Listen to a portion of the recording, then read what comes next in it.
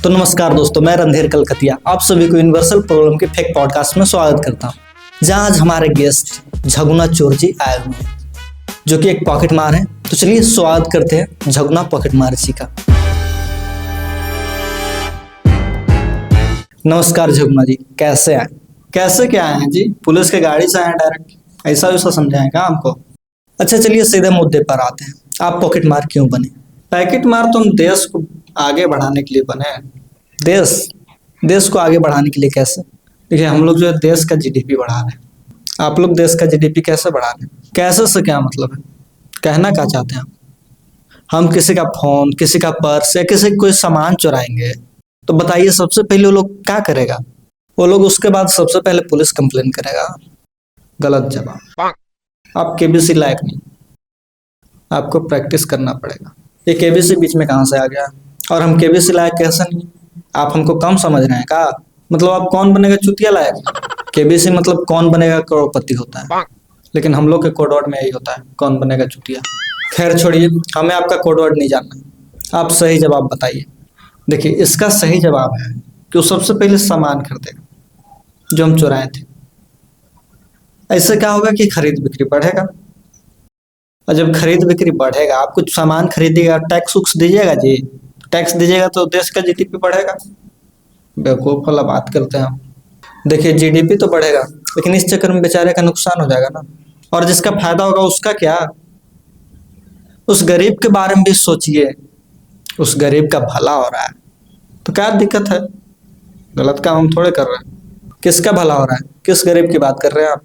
आप क्या जानिएगा? हम उस गरीब की बात कर रहे हैं जिसका औकात नहीं है कि 1.5 लाख का आईफोन खरीद सके। वो 1,500 के चोरी किया हुआ एंड्रॉइड फोन खरीदता है जिसके ऊपर आईफोन का कवर लगाया होता है। मैं उस गरीब की बात कर रहा हूँ जिसके चड्डी में छेद होता है, फिर भी वो अपनी गर्लफ्रेंड को इम्प्रेस करने के लिए पालिका बाजार से जाके 300 के नाइक जॉर्डन के फर्स्ट कॉपी वाला जूता खरीदता है। बताइए। ठीक है झगुना जी, आप शायद भूल रहे हैं कि आप एक चोर है, नेता नहीं। नेता की तरह भाषण मत दीजिए। वाह रणधीर जी वाह, आप भी भेदभाव करने लगे ना। आपके भी जुबान से निकल गया ना कि हम चोर हैं। हम में और नेताओं में क्या फर्क है? नेता भी तो चोर होता है महाराज। फर्क है झगुना जी, सही कहा, फर्क है। हमारे जेब से लोगों के चुराए हुए बटुआ निकलते हैं और नेताओं के जेब से पुलिस। नहीं, ऐसा नहीं है। नेता लोग गरीबों की मदद करते हैं, रोड बनवाते हैं, पुल बनवाते हैं। जो पुल आप लोग दिन दहाड़े और रोड रातों रात चुरा लेते हैं। अच्छा, कौन सा रोड की बात कर रहे हैं आप? उस रोड की बात कर रहे हैं जो उद्घाटन के पहले ही बारिश में गड्ढा हो गया था, या उस पुल की बात कर रहे हैं जिसपे हाथ रगड़िएगा तो उसमें गिट्टी और सिरमिट आपका हाथ में आ जाएगा, आप उसको बेच के अमीर बन सकते हैं। खैर छोड़िए, आप तो बुरा मान गए। कैसे नहीं बुरा मानेंगे बताइए? चीन के सभी युवा फैंटेसी ऐप पे 49 रुपया लगा के करोड़पति बन रहा है, और हमारे देश में लोग फ्लाइंग कार बना रहे हैं, फ्लाइंग कार के टेस्टिंग कर रहे हैं। तो गुस्सा आएगा ही ना। साला 49 रुपया में करोड़पति नहीं बन रहा है सब। साला चीन के युवा 49 रुपया में करोड़पति बन जा रहा है, हम लोग टेक्नोलॉजी के पीछे भाग रहे हैं। क्या करेंगे उड़ के? छोड़िए, ये सब चीन के युवा चूतियां हैं साले। ऐसे आपको नेताओं का कुछ काम अच्छा लगता है? लगते हैं। नेताओं के कुछ काम हमें भी अच्छे लगते हैं। आप रेलवे मैनेजमेंट सिस्टम को देख लीजिए ना। उसमें क्या है कि रिजर्वेशन बोगी में भी इतना ज्यादा भीड़ होता है कि बटुआ मारना बहुत आसान होता है। बताइएगा नहीं किसी को। अच्छा, चोरी का सामान सस्ता क्यों मिलता है? अरे क्योंकि उस पर जीएसटी नहीं लगता है महाराज।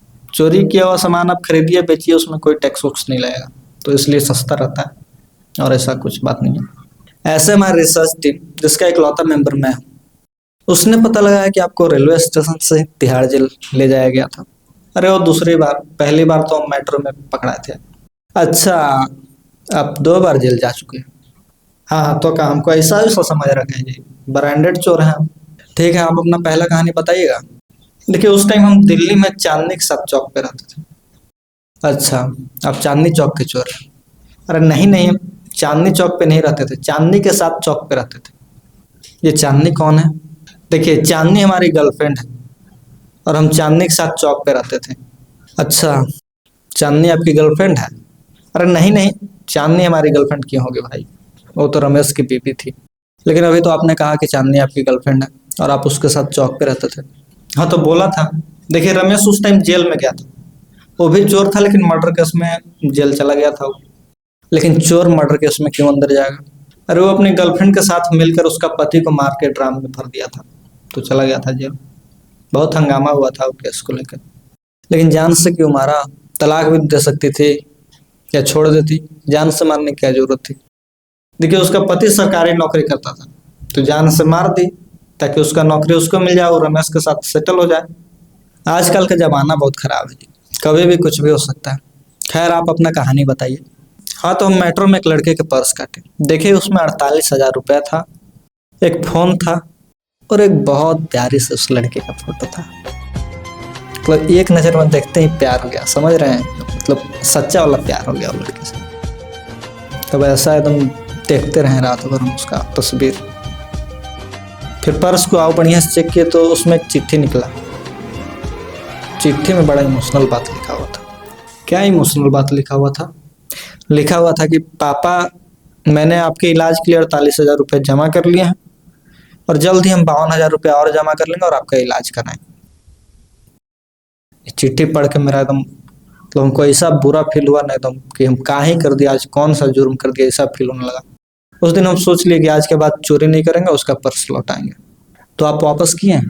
हाँ, पूरे 5 दिन मेट्रो में ढूंढने के बाद वो मुझे बस स्टैंड पे मिली, तो मैंने उसका पर्स वापस कर दिया और साथ ही साथ उस पर्स में हम जो 52,000 रुपये अपने तरफ से भी रख दिए थे कि उसके बाप का इलाज हो सके। ये तो आपने बहुत अच्छा काम किया, लेकिन साली वो लड़की मेरे साथ बहुत गलत की। उसने क्या गलत किया? उसने पुलिस को कॉल किया और बोला कि उसके पर्स में 2 लाख रुपया था। उल्टा साली हम ही पे 1 लाख रुपया चुराने का केस लगा दी। इस तरह हमको तिहाड़ जेल जाना पड़ा।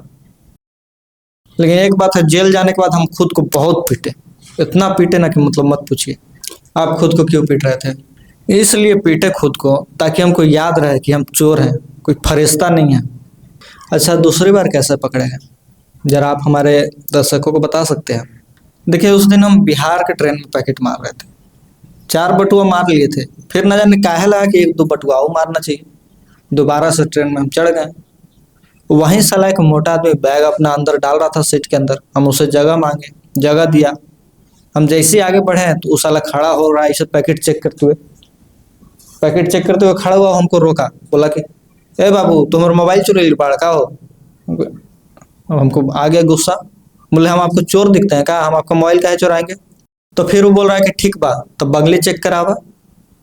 तो हम बोले तू क्या है, क्या तू टिटी उटी है या पुलिस है, क्या है कि तुझे मैं अपने पैकेट चेक कराऊं? तो उतने में बोगी में 8-10 लोग और खड़ा हो गए। सब बोलने लगा ए भैया हमारो मोबाइल चोरी हो गई हो, हमारो बटुआ चोरी हो गई। सर हो साला हमार बटुआ के मार लस। और सब लोग हमको घेर लिया। अब घेरने के बाद सब मेरा पर्स निकाला। अब पूछ रहा है चलो ठीक भाई तोहरे पर्स बा, तो बताओ कि हमें कितना रुपया रहे। साला हमको तो मालूम नहीं कि उस पर्स में कितना पैसा था। उतने में उधर से एक आदमी आ रहा है बोलते हुए ए भैया हमरो बटुआ चोरी हो गई लो हमरो।